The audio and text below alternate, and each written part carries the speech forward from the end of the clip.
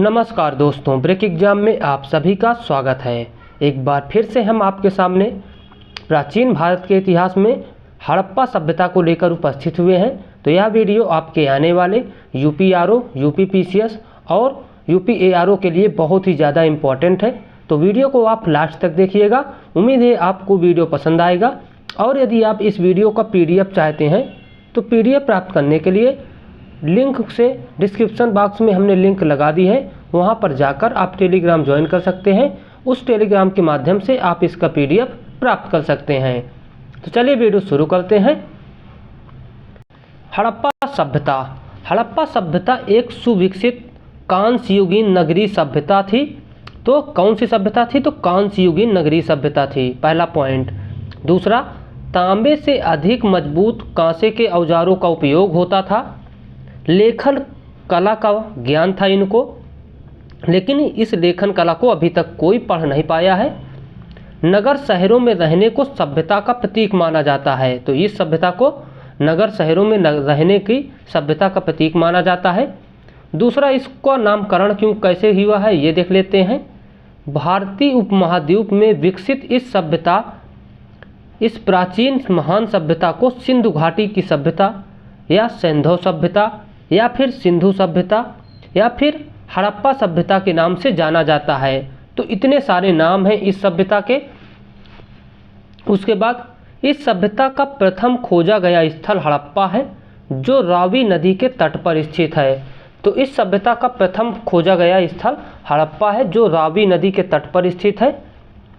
उसके बाद देख लेते हैं इसके प्रारंभिक वर्षों में जिन स्थलों की खोज एवं उत्खनन कार्य किया गया, जैसे कि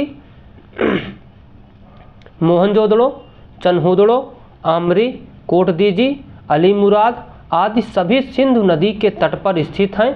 अतः पुरातत्वविदों ने प्रारंभ में इस प्राचीन सभ्यता का नाम सिंधु घाटी की सभ्यता रख दिया। इस कारण से, क्योंकि इसके जो शुरुआत में इसके जो शहरों की खुदाई हुई थी वो सभी शहर सिंधु नदी के तट पर खोजे गए। तो सिंधु नदी के तट पर सबसे अधिक शहर मिलने के कारण इस सभ्यता का नाम ही सिंधु घाटी सभ्यता कर दिया गया।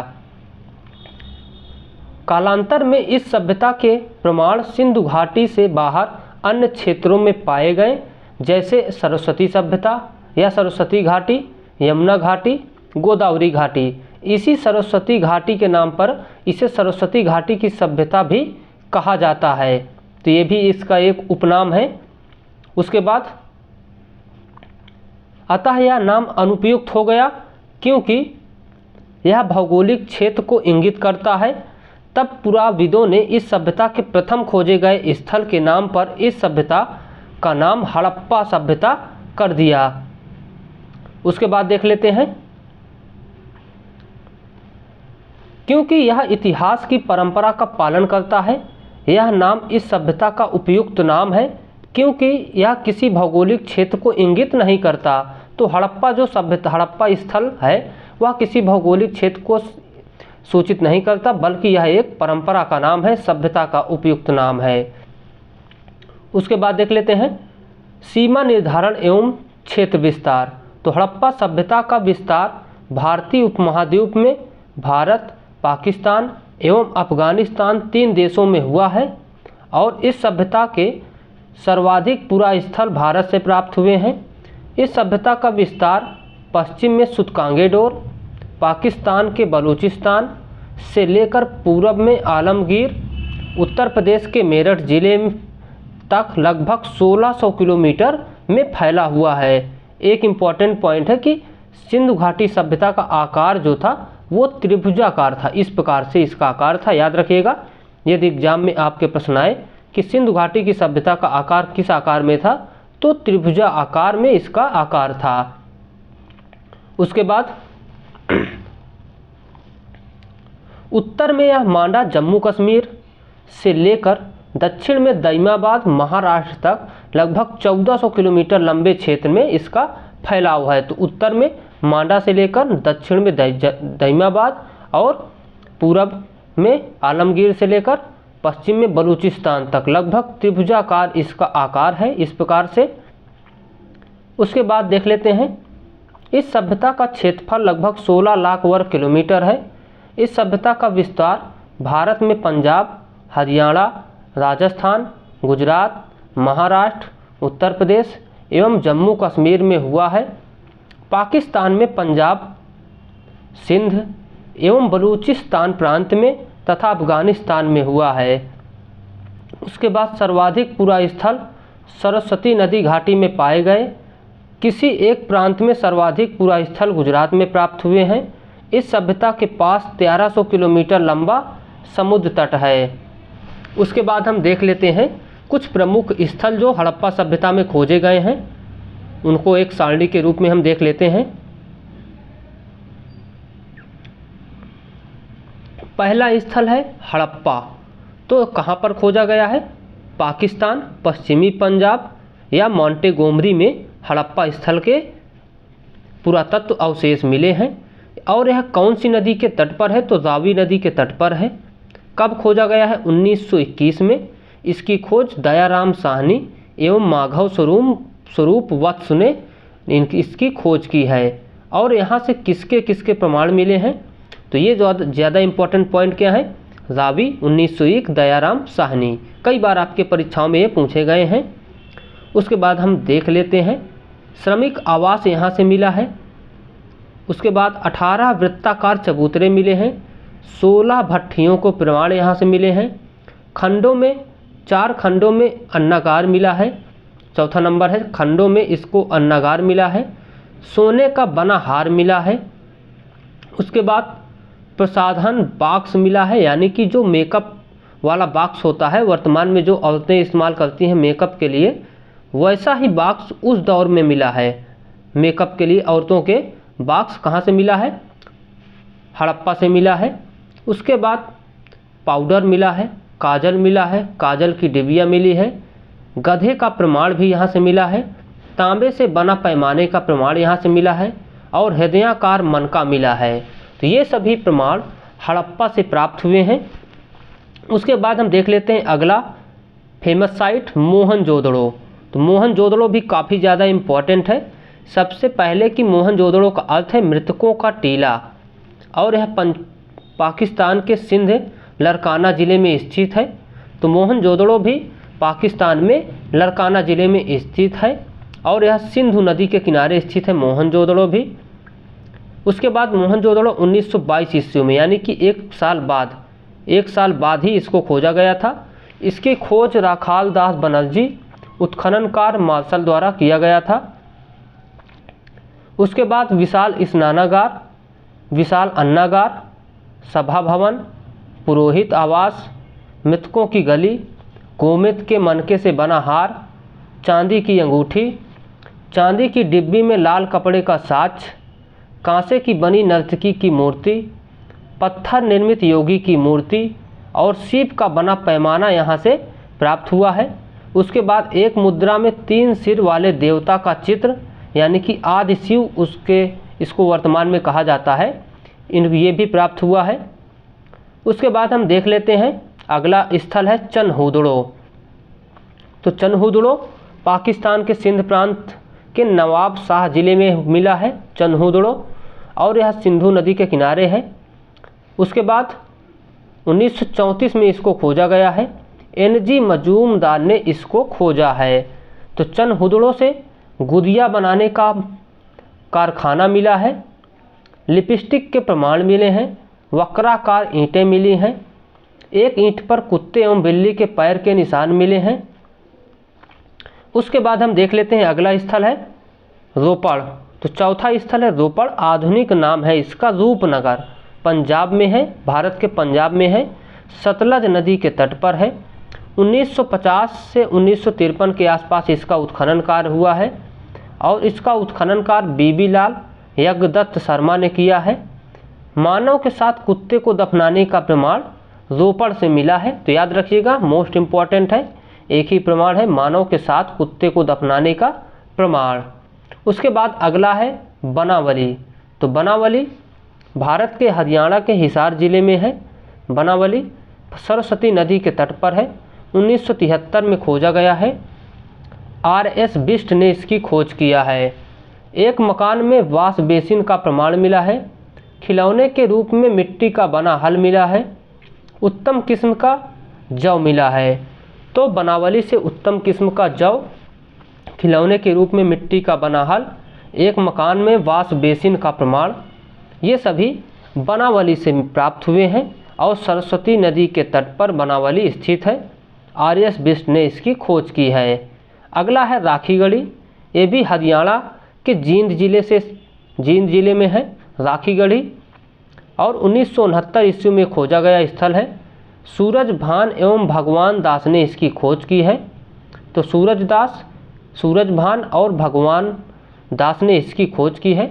भारत का सबसे बड़ा पूरा स्थल है, मोस्ट इम्पॉर्टेंट है राखीगढ़ी, भारत का सबसे बड़ा सिंधु सभ्यता का पूरा स्थल है, लेकिन भारत में।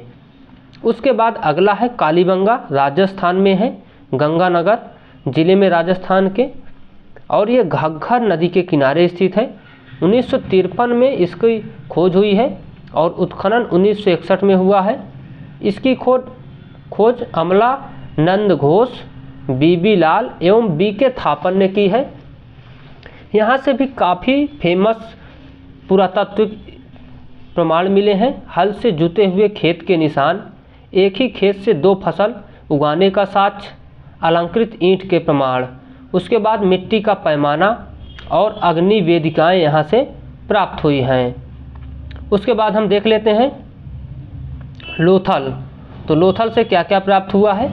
ये भारत के गुजरात में अहमदानगर जिले पर स्थित है लोथल, और यह भोगवा नदी के किनारे स्थित है। तो भोगवा नदी के किनारे 1954 में इसकी खोज है और S.R. राव ने इसकी खोज की है। यहाँ से अन्नागार मिला है, गुदिया मनका बनाने का कारखाना मिला है, रंगाई कुंड मिला है, गोदीबाड़ा डाकयार्ड या हाथी दांत से निर्मित पैमाना मिला है। उसके बाद अग्नि वेदिकाएँ मिली हैं और पत्थर निर्मित वृत्ताकार चक्की के 2 पार्ट मिले हैं और गुरिल्ला की मिट्टी की मूर्तियाँ मिली हैं। उसके बाद धौलावीरा है अगला फेमस स्थल, काफ़ी ज़्यादा फेमस है। यहाँ से आपके परीक्षाओं में सवाल पूछे भी गए हैं कि धौलावीरा भारत के गुजरात में है। अभी धौलावीरा को 40वें नंबर का विश्व विरासत स्थल के रूप में यूनेस्को में शामिल किया है, याद रखिएगा, अब विरासत स्थल में शामिल हो चुका है। उसके बाद मानहर और मानसर नदियों के तट पर स्थित है। इसकी खोज 1967 में और उत्खनन 1990 में किया गया है। इसकी खोज J.P. जोशी और R.S. बिष्ट ने की है। यहाँ पर जलाशयों का प्रमाण मिला है, यानी कि यहाँ जल निकासी की उत्तम व्यवस्था थी। यहाँ एक स्टेडियम का भी प्रमाण मिला है, जहाँ पर माना जाता है कि खेल होते थे। सोने की अंगीठी मिली है, सूचना पट्ट का प्रमाण मिला है और स्टेडियम के भी प्रमाण मिले हैं। तो ये तो रही प्रमुख स्थल और वहाँ से मिले हुए अवशेषों की सूची। उसके बाद हम देख लेते हैं नगर नियोजन कैसा था। नगर नियोजन, सामान्य विशेषताएं क्या थी नगर की। सिंधु सभ्यता के नगर विश्व के प्राचीनतम सुनियोजित नगर हैं, यानी कि विश्व के सबसे प्राचीनतम नगर कौन है, सिंधु घाटी सभ्यता के नगर। ऐसा प्रतीत होता है कि संपूर्ण नगर किसी संस्था के निर्देशानुसार बनवाए गए हैं। उसके बाद सड़कें सीधी दिशा में एक दूसरे को समकोण पर काटती हैं, मोस्ट इम्पोर्टेंट पॉइंट, और ये काटती हुई नगर को अनेक वर्गाकार और चतुर्भुजाकार खंडों में विभाजित करती थी। उसके बाद सिंधु सभ्यता में सर्वाधिक चौड़ी सड़क मोहनजोदड़ो से प्राप्त हुई है, जिसकी चौड़ाई लगभग 10 मीटर थी। पुराविदों ने इसे राजपथ या प्रथम सड़क की संज्ञा दी है। उसके बाद सामान्यतः मकानों में 4 या 5 कमरे बनाए जाते थे। मकान में आंगन, रसोई घर,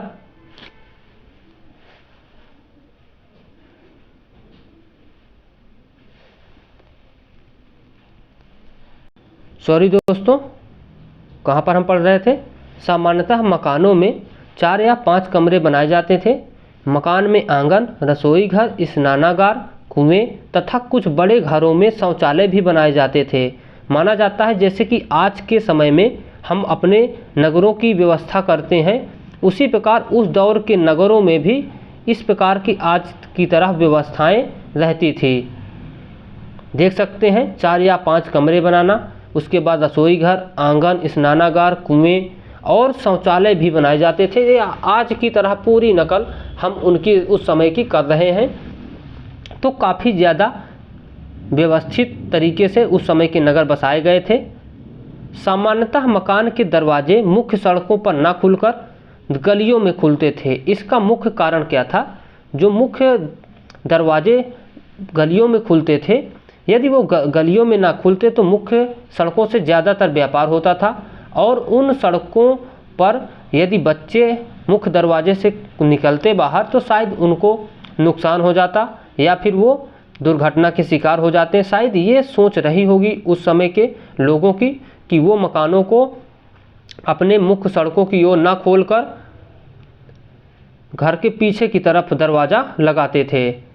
उसके बाद देख लेते हैं हड़प्पा और मोहनजोदड़ो में मकानों के निर्माण में सामान्यतः पकी ईंटों का प्रयोग मिलता है, जबकि अन्य स्थलों से ज़्यादातर कच्ची ईंटों का प्रयोग मिलता है। उसके बाद देख लेते हैं मात्र कालीबंगा से अलंकृत ईंट का प्रमाण मिलता है। तो कालीबंगा से किसका प्रमाण मिलता है? ईंट का। सामान्यतः ईंटों का आकार 10, 5 और 2.5 इंच था, यानी कि लंबाई, चौड़ाई और ऊंचाई ये इतनी थी, जिनमें 4:2:1 का अनुपात बनता था, यानी कि 4 इंच उसकी लंबाई रहती थी तो 2 इंच उसकी चौड़ाई और 1 इंच उसकी ऊंचाई रहती थी। तो इस प्रकार से उस समय के ईंटों का आकार रहता था। उसके बाद देख लेते हैं प्रमुख नगरों की विशेषताएं। तो ये तो सामान्यतः विशेषताएं थी। उसके बाद प्रमुख नगरों की विशेषताएं। हड़प्पा नगर। तो हड़प्पा नगर 2 खंडों में विभक्त था। पश्चिम में दुर्ग क्षेत्र और पूरब में निचला नगर कहा जाता था।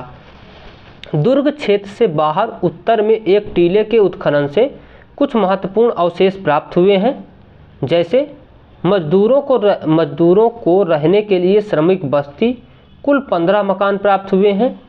इसी के पास से 16 भट्टियां प्राप्त हुई हैं, जिसमें कोयले और कंडे की राख मिली है। पुराविदों ने इसे तांबा गलाने का कारखाना माना है। उसके बाद यहीं से ईंटों से निर्मित 18 वृत्ताकार चबूतरे मिले हैं, जिनके मध्य में एक बड़ा गड्ढा है। गड्ढे में गेहूं, जौ एवं राख के साक्ष्य मिले हैं। उसके बाद मोहनजोदड़ो। तो मोहनजोदड़ो का नगर 2 खंडों में विभक्त था। पश्चिम में दुर्ग क्षेत्र एवं पूरब में निचला नगर था। दुर्ग क्षेत्र से अनेक सार्वजनिक इमारतें प्राप्त हुई हैं। उसके बाद मोहनजोदड़ो में एक विशाल स्नानागार मिला है। यहाँ से पकी ईंटों से निर्मित सिंधु घाटी सभ्यता।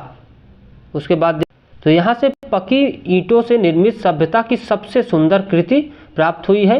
यह पूरी इमारत 180 फीट लंबी एवं 108 फीट चौड़ी है। इसके मध्य में एक तालाब है, जिसका आकार 11.89 मीटर लंबा और 7 मीटर चौड़ा और लगभग 2.43 मीटर गहरा है। ये मोहनजोदड़ो से ये सारी चीज़ें प्राप्त हुई हैं। तालाब में तल तक पहुंचने के लिए उत्तर तथा दक्षिण दिशा में सीढ़ियां बनी थी। तालाब के दक्षिण पश्चिम में एक नाली थी, जिसमें से तालाब का गंदा पानी बाहर निकाला जाता था। और उसके अलावा विशाल अन्नागार प्राप्त हुआ है। यह अन्नागार 45 मीटर लंबा और 22 से लगभग 23 मीटर तक चौड़ा था। उसके बाद अन्नागार के उत्तर में एक चबूतरा बनाया गया है। अन्नागार में कुल 27 प्रकोष्ठ बने हैं। सिंधु सभ्यता का सबसे बड़ा अन्नागार है। उसके बाद पुरोहित आवास। तो विशाल स्नानागार के पास से एक विशाल इमारत का प्रमाण मिला है, जो 70 मीटर लंबा और लगभग 24 मीटर चौड़ा है, यानी कि 23.77 मीटर चौड़ा है। उसके बाद अगला नगर है चनहुदड़ो। अभी तक मोहनजोदड़ो था, अब है चनहुदड़ो नगर की विशेषताएं। तो सामान्य नगर के अवशेष प्राप्त हुए हैं। वक्राकार ईंट का प्रमाण मिला है। गुड़िया बनाने का कारखाने का साक्ष्य यहीं से प्राप्त हुआ है। उसके बाद है अगला फेमस नगर लोथल। इसे लघु हड़प्पा या लघु मोहनजोदड़ो कहा जाता है। लोथल नगर के पश्चिम में दुर्ग क्षेत्र एवं पूरब में निचला नगर था। यहाँ का दुर्ग क्षेत्र एवं निचला नगर एक ही रक्षा प्राचीर दीवार से घिरा हुआ था। लोथल से गुड़िया बनाने का कारखाना मिला है, तो गुड़िया बनाने का कारखाना लोथल से मिला है। यहीं से एक रंगाई कुंड का प्रमाण भी मिला है। माना जाता है यहाँ पर सूती कपड़ों की रंगाई की जाती रही होगी। उसके बाद देख लेते हैं, लोथल में मकानों के दरवाजे मुख्य सड़कों पर खुलते थे। तो मोस्ट इम्पॉर्टेंट पॉइंट है कि लोथल में मकानों के दरवाजे मुख्य सड़कों पर खुलते थे। ऐसा इसलिए क्योंकि लोथल एक व्यापारिक बंदरगाह था। यहाँ पर जो सड़कों से व्यापार होता था, इसीलिए मुख्य दरवाज़ों को मुख्य सड़कों की ओर लगाया गया था, जिससे कि व्यापार में आसानी हो। लोथल के निचले नगर के पूरब में एक डाकयार्ड गोंदीवाड़ा प्राप्त हुआ है। यह पक्की ईंटों से निर्मित है। इसका आकार 218 मीटर लंबा, 36 मीटर चौड़ा एवं 3.3 मीटर गहरा है। उसके बाद धौलावीरा, यह भारत स्थित सिंधु सभ्यता का सबसे बड़ा नगर है। धौलावीरा नगर अन्य नगरों की योजना से भिन्न योजना में बसाया गया है। उसके बाद यहाँ से 16 जलाशयों का प्रमाण मिला है और यहीं से स्टेडियम एवं सूचना पट का भी प्रमाण मिला है। तो धौलावीरा मोस्ट इम्पॉर्टेंट है। जलाशयों का प्रमाण, सूचना पट और स्टेडियम का प्रमाण दोनों ही मोस्ट इम्पॉर्टेंट पॉइंट हैं। उसके बाद कालीबंगा है अगला फेमस स्थल हड़प्पा का। यह नगर 2 खंडों में विभक्त था। पश्चिम में दुर्ग क्षेत्र और पूर्व में निचला नगर।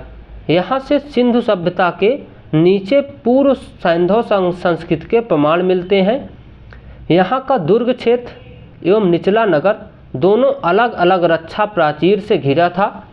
यहाँ के एक फर्श से अलंकृत ईंट का साक्ष्य मिला है। उसके बाद यहाँ से आयताकार अग्नि वेदिकाएँ प्राप्त हुई हैं। उसके बाद हम देख लेते हैं बनावली। तो यहाँ का दुर्ग क्षेत्र एवं निचला नगर अलग अलग नहीं है। मिट्टी का बना खिलौने के रूप में हल प्राप्त हुआ है और अग्नि वेदिकाएँ भी यहाँ से प्राप्त हुई हैं। उसके बाद हम देख लेते हैं सामाजिक जीवन कैसा था सिंधु घाटी सभ्यता के लोगों का। तो सिंधु सभ्यता के समाज का स्वरूप मातृसत्तात्मक था। ऐसा इसलिए क्योंकि यहाँ पर जो मिट्टी की मूर्तियाँ हैं वो महिलाओं की सबसे अधिक मात्रा में पाई गई हैं। इस कारण से इसे मातृसत्तात्मक समाज कहा जाता है। सैंधव समाज में कई वर्गों के अस्तित्व के प्रमाण मिले हैं। सैंधव समाज को विभिन्न वर्गों में बांटा जा सकता है, जैसे विद्वान वर्ग में पुरोहित, वैद्य, शिक्षक, ज्योतिषी आदि। उसके बाद योद्धा वर्ग, तो योद्धा वर्ग में भी बहुत सारे योद्धाओं को रखा गया है। तीसरा वर्ग था शिल्पी एवं व्यापारी वर्ग और चौथा वर्ग था श्रमिक वर्ग। तो 4 वर्गों में यहाँ के समाज को बांटा गया था। उसके बाद देख लेते हैं सैंधव समाज में व्यापारियों का महत्वपूर्ण स्थान रहा होगा। ऐसा इसलिए क्योंकि वह व्यापार सबसे अधिक होता था। खासकर मेसोपोटामिया की सभ्यता से वहाँ पर व्यापार होता था। चीन की सभ्यता से भी वहाँ पर व्यापार होता था। उसके बाद भोजन, तो सैंधववासी शाकाहारी तथा मांसाहारी दोनों प्रकार के भोजन करते थे। मांस, मछली, दूध का प्रयोग करते थे। औषधि के रूप में शिलाजीत, समुद्र का फेन एवं नींबू का प्रयोग करते रहे होंगे। उसके बाद देख लेते हैं वस्त्र। तो सिंधु सभ्यता के किसी भी स्थल से किसी भी निर्मित वस्त्र का साक्ष्य नहीं मिला है। तो सिंधु सभ्यता के किसी भी स्थल से किसी भी निर्मित वस्त्र का साक्ष्य नहीं मिला है। यानी कि सैंधववासी सूती एवं ऊनी दोनों प्रकार के वस्त्र पहनते थे। और मोहनजोदड़ो से चांदी की डिबिया के अंदर से लाल रंग के कपड़े का साक्ष्य प्राप्त हुआ है। तो मोहनजोदड़ो से चांदी के डिबिया के अंदर से लाल रंग के कपड़े का साक्ष्य प्राप्त हुआ है। स्त्रियां स्कर्ट नुमा वस्त्र धारण करती थी। शाल जैसा वस्त्र भी ऊपर से वो धारण करती थी। उसके बाद देख लेते हैं तो यहाँ पर ये पॉइंट यहाँ पर गलत लिखा हुआ है, देख सकते हैं कि सिंधु सभ्यता के किसी भी स्थल से किसी भी निर्मित वस्त्र का साक्ष्य नहीं मिला है। ये यहाँ पर गलत पॉइंट है, इसको दोस्तों काट दीजिएगा, क्योंकि सिंधु सभ्यता से सूती और ऊनी वस्त्र दोनों प्रकार के साक्ष्य मिले हैं। इस कारण से माना जाता है कि वहाँ पर लोग सूती और ऊनी वस्त्र दोनों प्रकार के वस्त्रों का प्रयोग किया करते थे। उसके बाद आभूषण, तो सैंधववासी विभिन्न प्रकार के आभूषणों का भी प्रयोग करते थे। आभूषण में सोना, चांदी, तांबा एवं कांसे से निर्मित होते थे।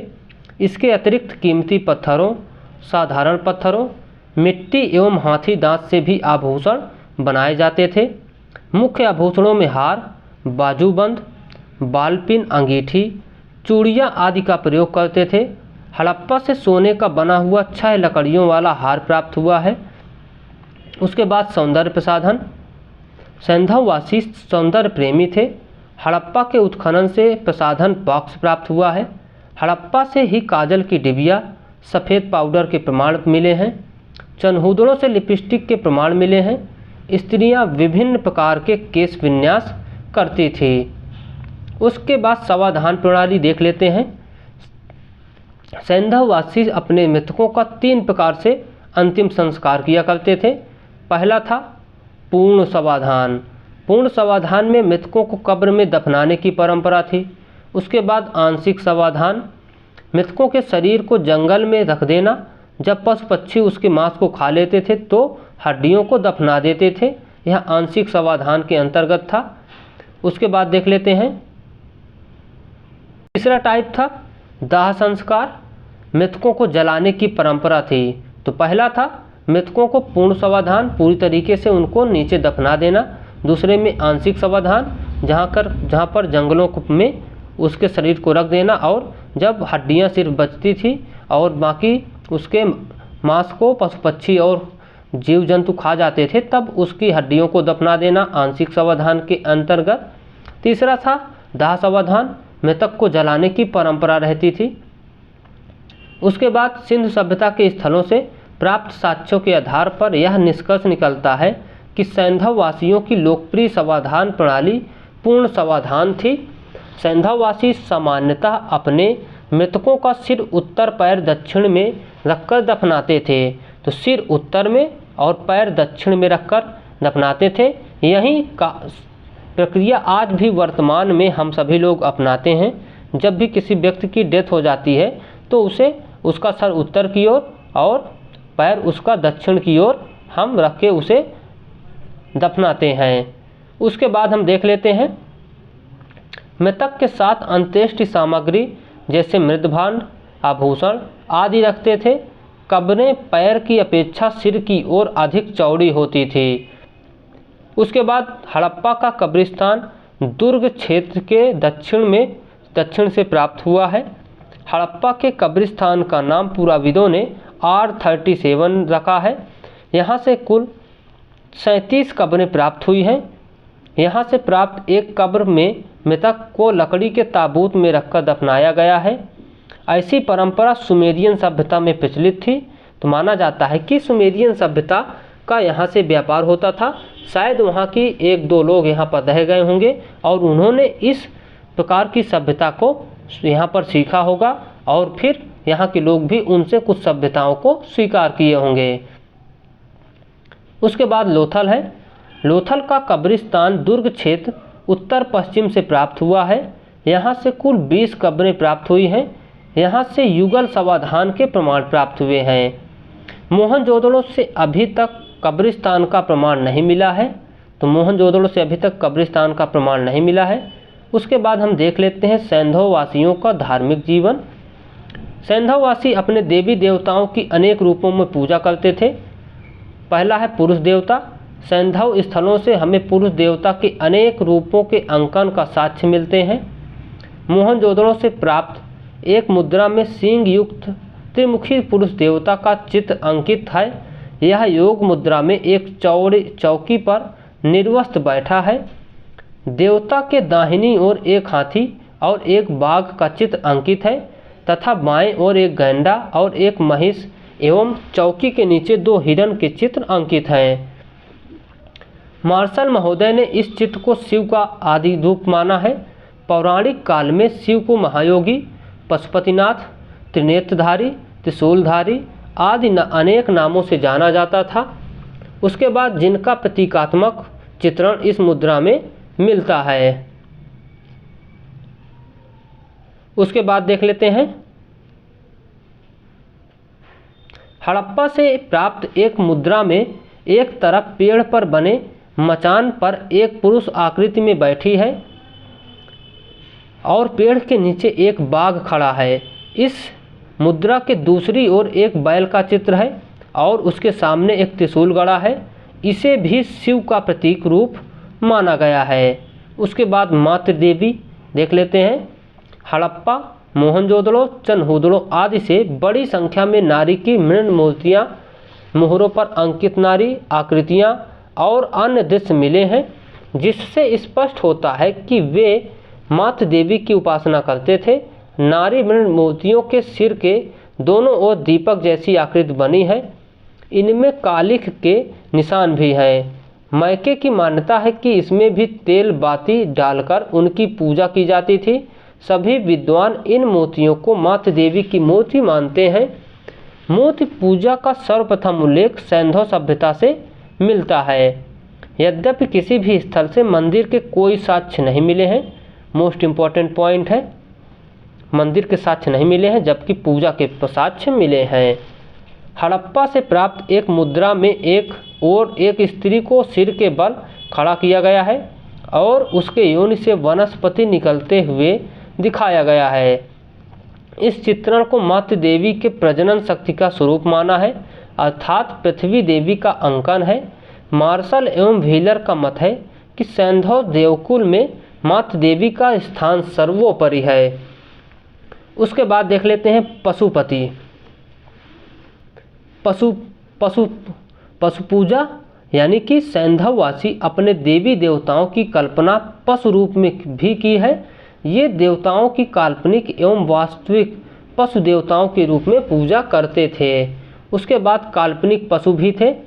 मोहनजोदड़ो से एक प्राप्त मुद्रा में 3 सिर वाले पशु का चित्र अंकन है। नीचे का सिर एवं सींग भैंसों का और बीच एवं ऊपर का सिर एवं सींग बकरे का है। मोहनजोदड़ो से प्राप्त एक अन्य मुद्रा में 3 बाघों के शरीर को एक में जोड़ा गया है और ये काल्पनिक पशु हो सकते हैं। उसके बाद यज्ञ, अग्नि पूजा एवं पशु बलि। और सैंधववासी यज्ञ एवं अग्नि की पूजा करते थे। यज्ञों में पशु बलि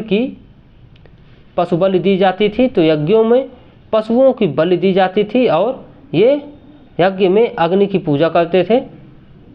उसके बाद लोथल, कालीबंगा एवं बनावली से अग्नि वेदिकाएँ प्राप्त हुई हैं, जिससे यज्ञ एवं अग्नि पूजा की पुष्टि होती है। कालीबंगा एवं लोथल की अग्नि वेदिकाओं से पालतू पशुओं की हड्डियां एवं अन्य सामग्री प्राप्त हुई है, जिससे स्पष्ट होता है कि ये पशु बलि से परिचित थे। उसके बाद सैंधववासी पुनर्जन्म में विश्वास करते थे।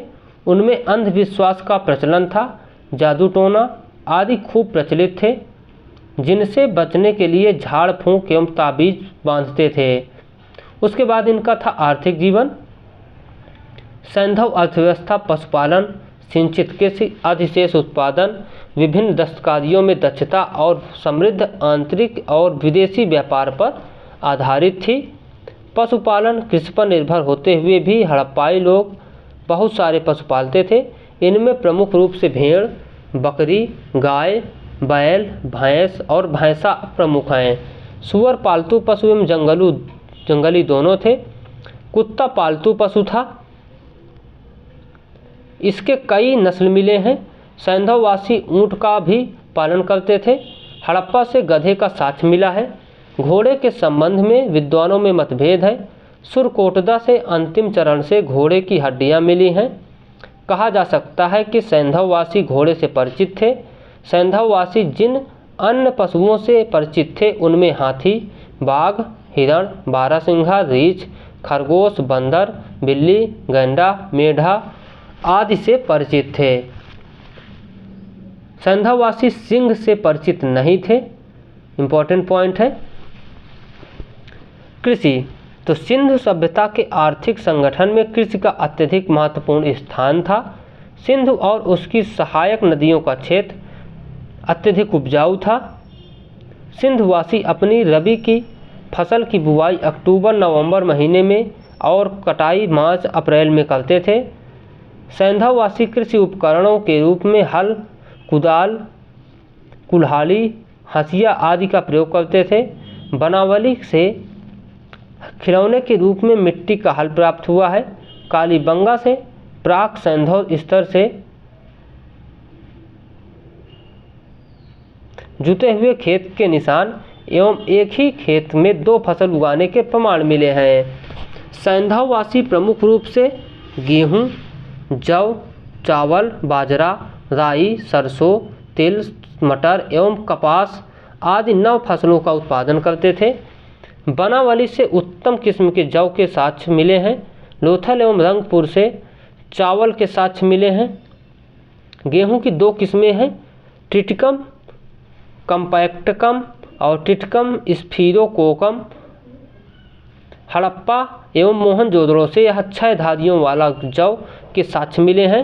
सिंधुवासी विश्व में कपास का प्रथम उत्पादक थे, इसीलिए यूनानियों ने कपास का नाम सिंडोस रख दिया।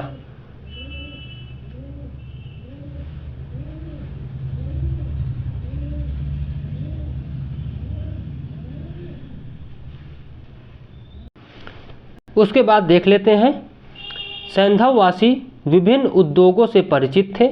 सिंधुवासियों का प्रमुख उद्योग वस्त्र उद्योग था। ये सूती एवं ऊनी दोनों प्रकार के वस्त्रों का प्रयोग करते थे। सिंधु स्थलों के प्रत्येक मकान से कताई बुनाई में प्रयुक्त मिट्टी एवं शंख के बने 2 एवं 3 छेद वाले तकवे मिले हैं। मोहनजोदड़ो वस्त्र उद्योग का महत्वपूर्ण केंद्र रहा होगा। इसके अतिरिक्त सिंधु सभ्यता में धातु उद्योग, गुड़िया मनका उद्योग, मोती उद्योग, मृदभांड उद्योग, हाथी दांत से निर्मित वस्तुओं का उद्योग एवं ईंट उद्योग आदि का प्रचलन था। उसके बाद व्यापार देख लेते हैं।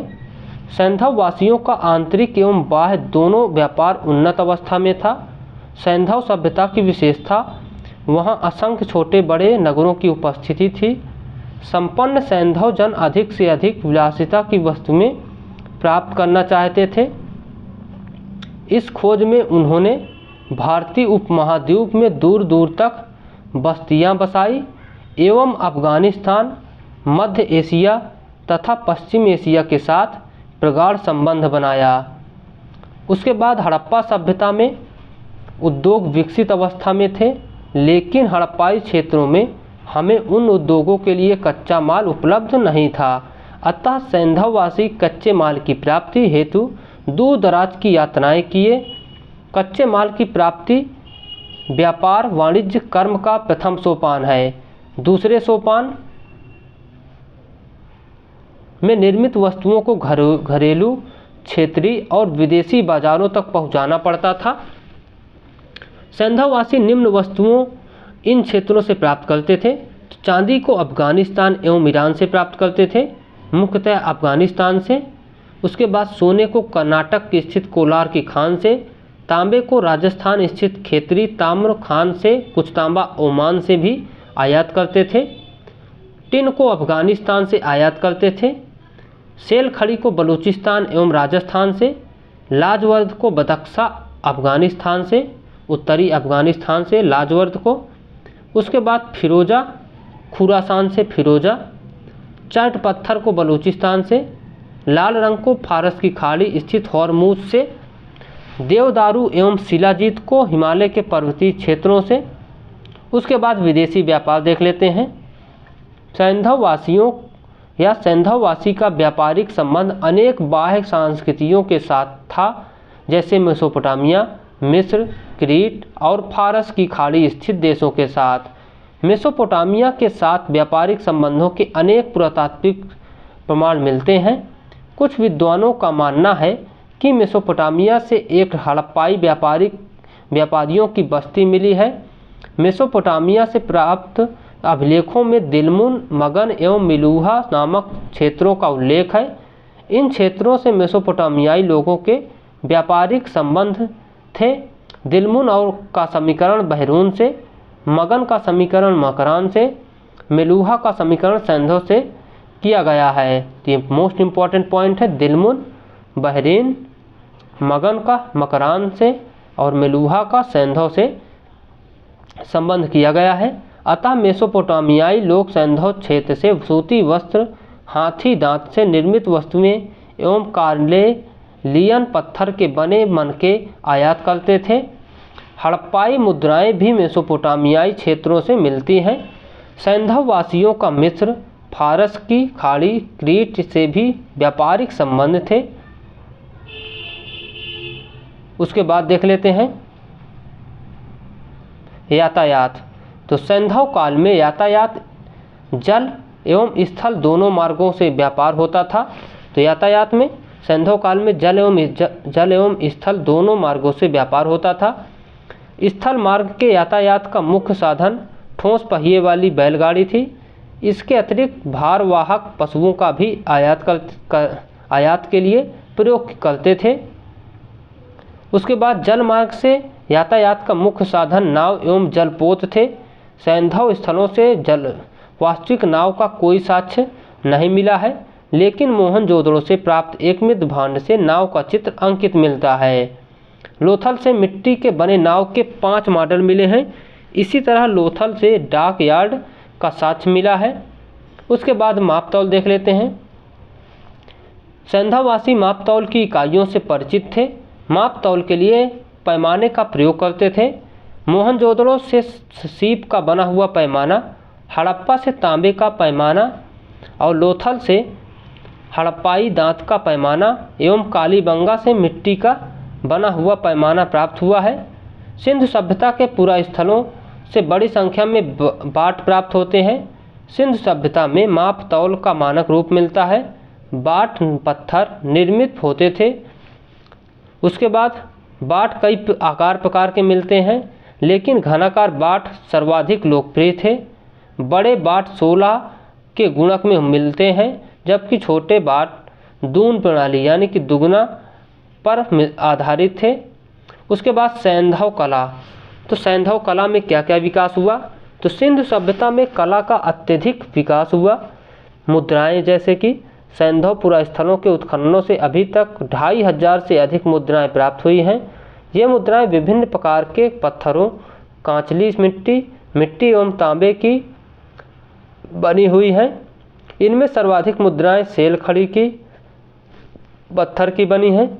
तांबे की मुद्राएं अल्प मात्रा में लोथल और देसलपुर से मिली हैं।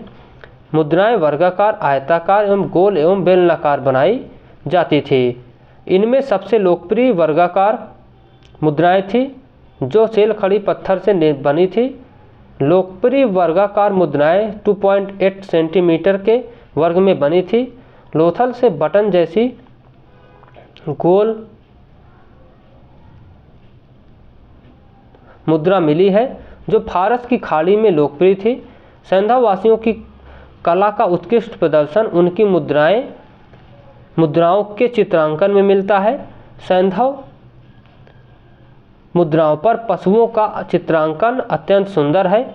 चित्रांकनों में कुबड़ वाला बैल, बाघ, घोड़ा, भैंस के चित्र बहुत ही सुंदर हैं एवं यथार्थ दिखाई पड़ते हैं कि सैंधव मुद्राओं में सर्वाधिक चित्रांकन एक सिंगरी पशु का है। मुद्राओं में सबसे सुंदर उदाहरण मोहनजोदड़ो से प्राप्त त्रिमुखी देवता की मुद्रा है। उसके बाद गुदिया मनका। सैंधव सभ्यता से विभिन्न स्थलों से हजारों की संख्या में मनके मिले हैं। मनकों का निर्माण विभिन्न प्रकार के पत्थरों, धातुओं, मिट्टी, कांचली मिट्टी, सीप एवं हाथी दांत से किया जाता था। उसके बाद चनहुदड़ो एवं गोथल से गुदिया बनाने का कारखाना मिला है। सेल खड़ी पत्थर के बने मनके सर्वाधिक प्राप्त हुए हैं। मनके कई प्रकार के बनते थे, लेकिन बेलनाकार मनके सर्वाधिक प्रचलित थे।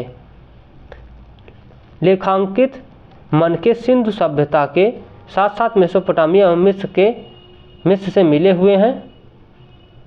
हड़प्पा से एक हृदयाकार मनका मिला है। मोहनजोदड़ो से प्राप्त एक मनके में 3 बंदरों का चित्र अंकित है। उसके बाद मृदभांड है। सिंधु सभ्यता से प्राप्त अधिकांश मृदभांड चाक निर्मित है, यानी कि चाक का कोई साक्ष्य नहीं मिलता, लेकिन फिर भी यह मृदभांड माना जाता है चाक से बनाए गए होंगे। उसके बाद हम देख लेते हैं मूर्तिकला।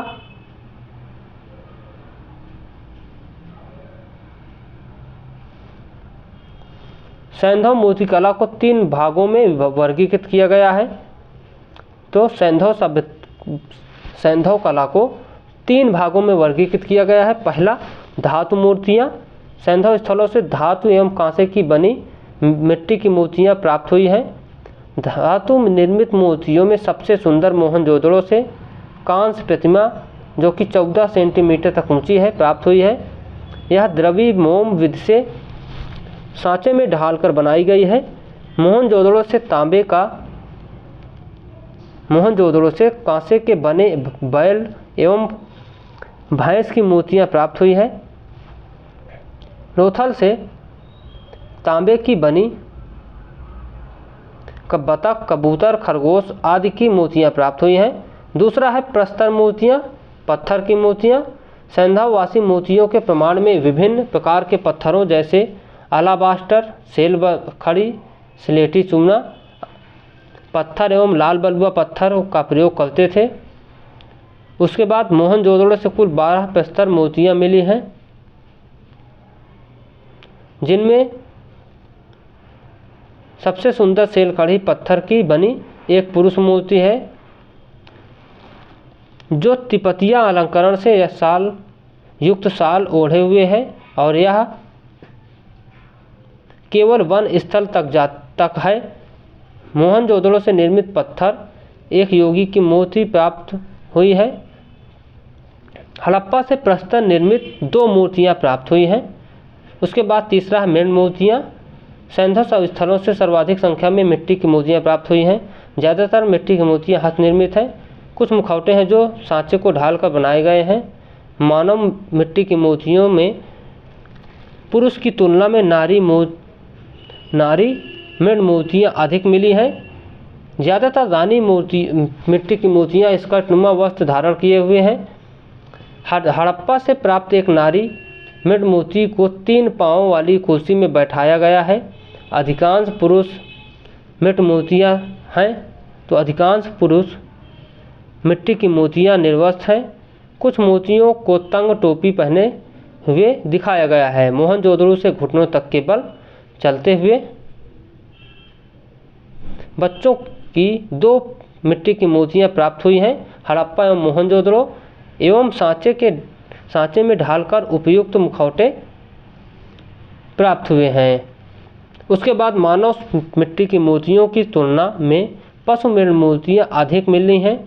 पशु मृण मूर्तियों में सर्वाधिक संख्या में बिना कुबड़ वाले बैल की मृण मूर्ति मिलती है।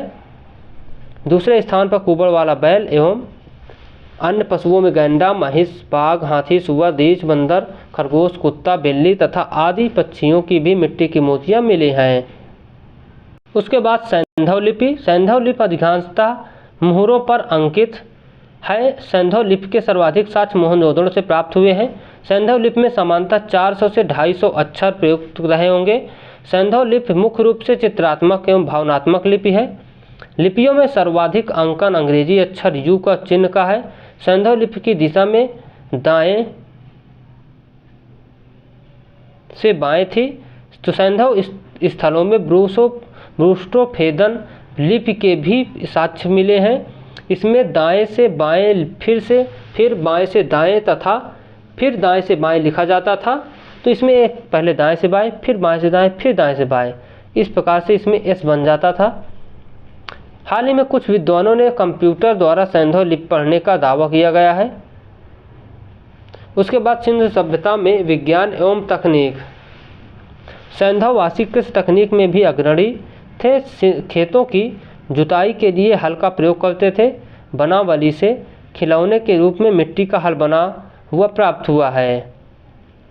उसके बाद सैंधववासी बीज बोने के यंत्र का प्रयोग करते थे। लोथल से प्राप्त मिट्टी की एक प्लेट में बीज बोने का प्रमाण, बीज बोने का यंत्र का विवरण या चित्रण मिलता है। सैंधववासी विभिन्न फसलों एवं विभिन्न जातियों के अनाजों का उत्पादन करते हैं।